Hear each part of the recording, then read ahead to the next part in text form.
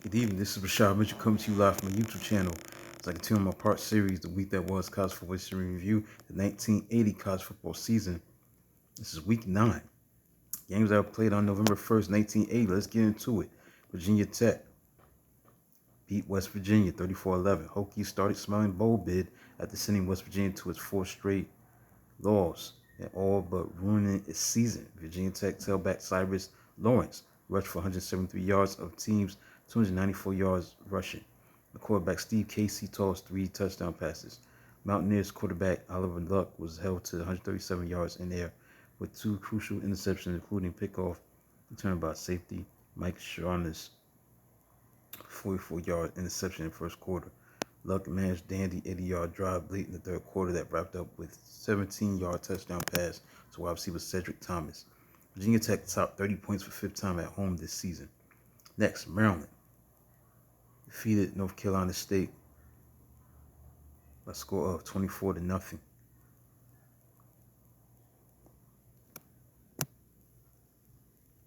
Virginia beat Tennessee 16-13.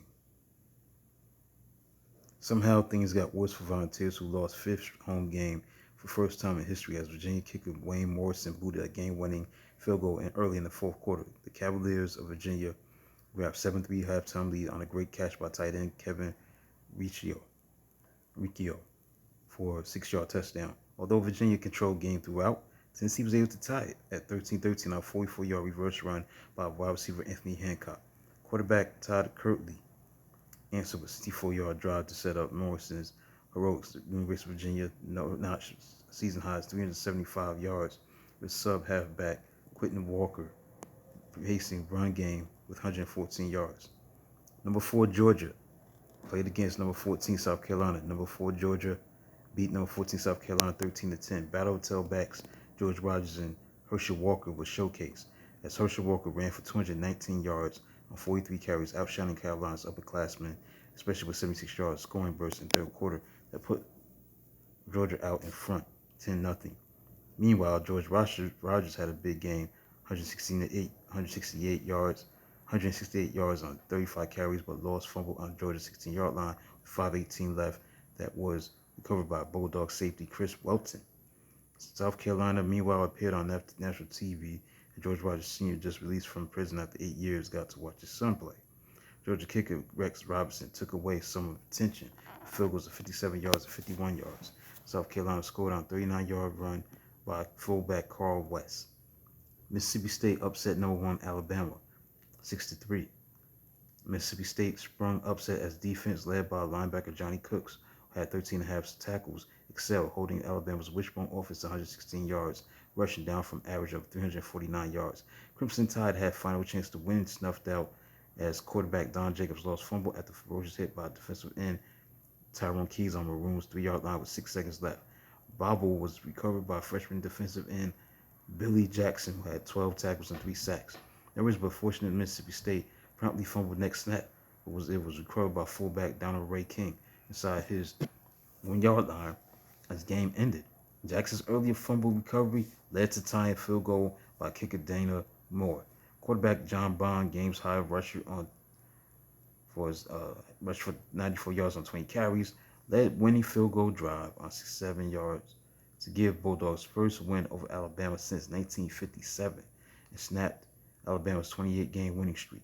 Only 3 members of his team were alive when Mississippi State last won against neighboring Alabama. Number 18, Michigan beat Indiana 35-0. Hoosiers were a gracious host, losing 3 fumbles and throwing 4 interceptions to aggressive Michigan defense.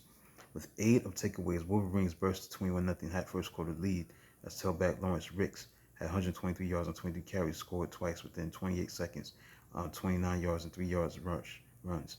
Quarterback John Wengler connected with wide receiver Anthony Carter on a 35-yard pass for a touchdown. Carter's school record 9th touchdown catch of the season.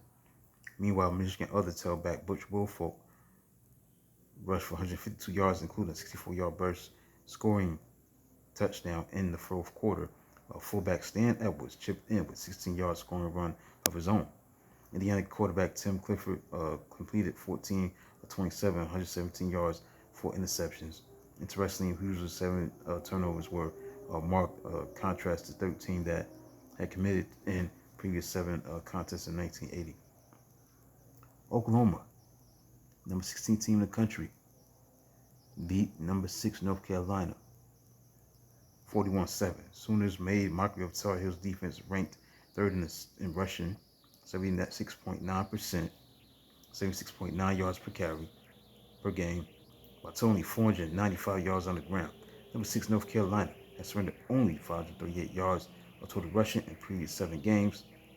Oklahoma quarterback J.C. Watts paced away with 139 yards rushing, 3 touchdowns, including a 42-yard run, so we take lead for good at 14-7 in the first quarter.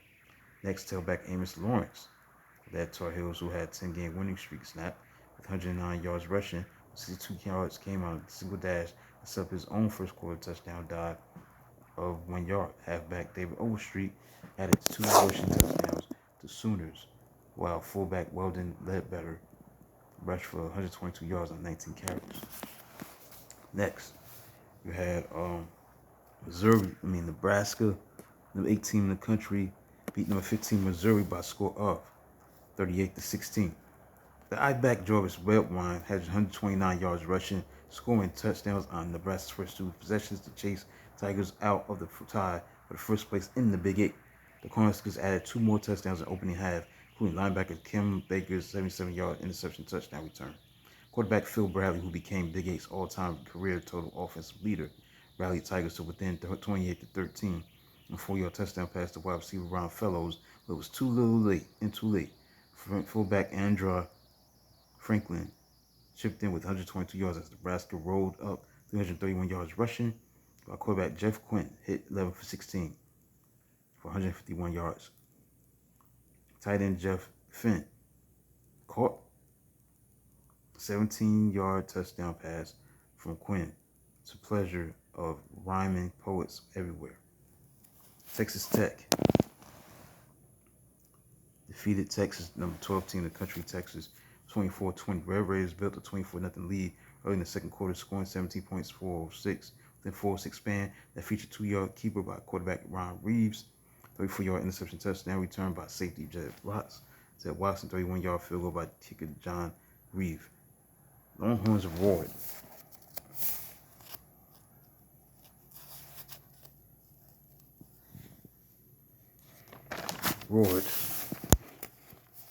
back with 20 points before halftime, including 56-yard touchdown pass from quarterback Rick McIver to tight end Lawrence Sampleton. Each team's defense took over with Game 7 play turned in by Tech safety Tate Randall, who had been burned on Sampleton's touchdown catch with interception of tip ball at Red Raiders goal line. McIver passed for 189 yards before leaving game after being poked in the eye in fourth quarter. Next, San Jose State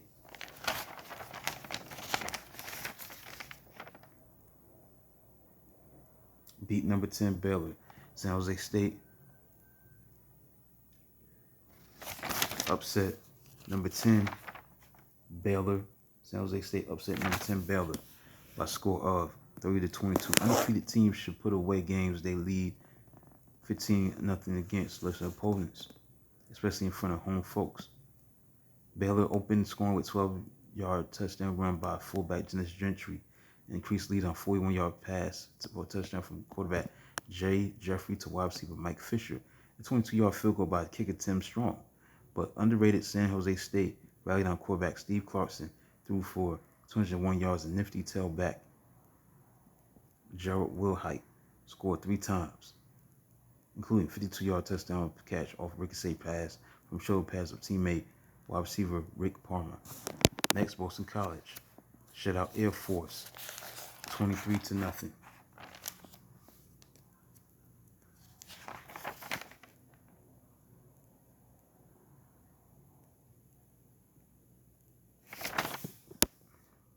And finally, Arizona beat UCLA.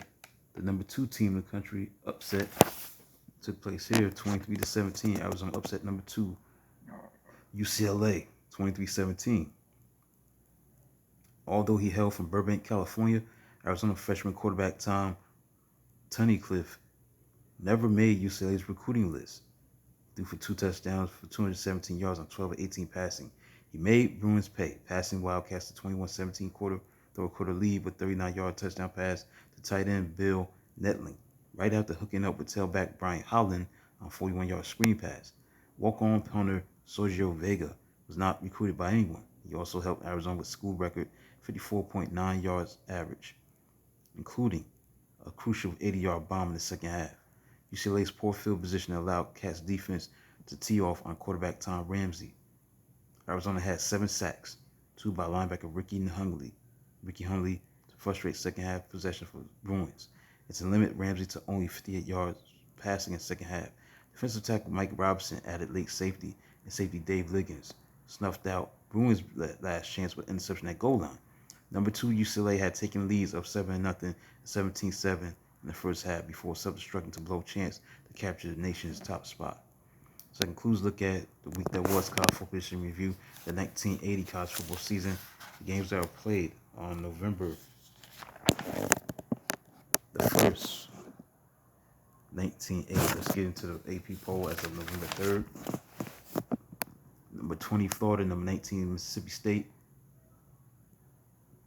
Southern Methodist. Number 18. Number 19, Mississippi State. Number 20, Florida. Number 17, Purdue. 16, Baylor.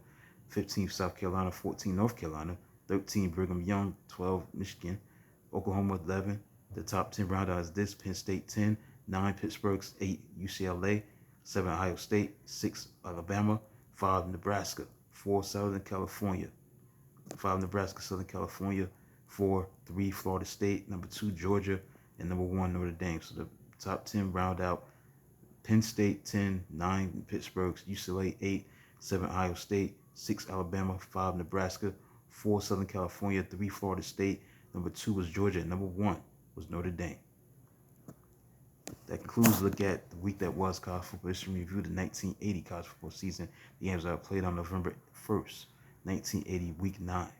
Please like, subscribe, comment on the channel. Do a video to Smack 2 tomorrow. Until then, talk to you soon tomorrow.